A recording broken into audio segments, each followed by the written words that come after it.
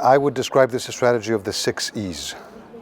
The first thing we have to do is empower human rights players on the ground, civil society, independent courts, independent parliaments, independent institutions. Why? Because we can never impose human rights from the outside. It's going to be the ownership of the people on the ground who will make the difference in the long term, and therefore we have to empower.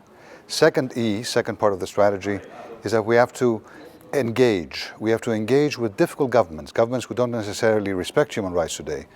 We have to build trust. Simply pointing fingers doesn't do it, although it's an important element of a human rights policy. The third E is enlarge coalitions. We need to make sure that when we talk about European Union leadership, we don't imply or assume that that means having a European flag flown around the world all the time on human rights. It is, in fact, the flags on many other regional human rights organizations, many countries around the world that will make a difference.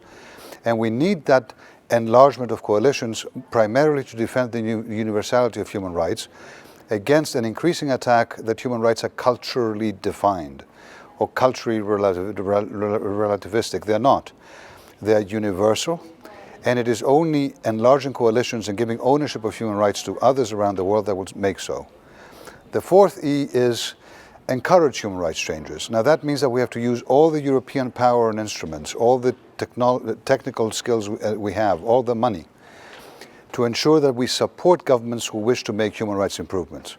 Whether it is from changing a jail system that allows for torture to one that doesn't, or whether it is building schools and hospitals where you don't have them. Now, the fifth E is enforcing human rights. Sometimes encouragement won't do it. There are some major human rights violators who don't want to change. Whether it is European support for the International Criminal Court, which is the highest in the world, or whether it is using a public diplomacy and public statements, or whether it is using item 4 resolutions at the Human Rights Council.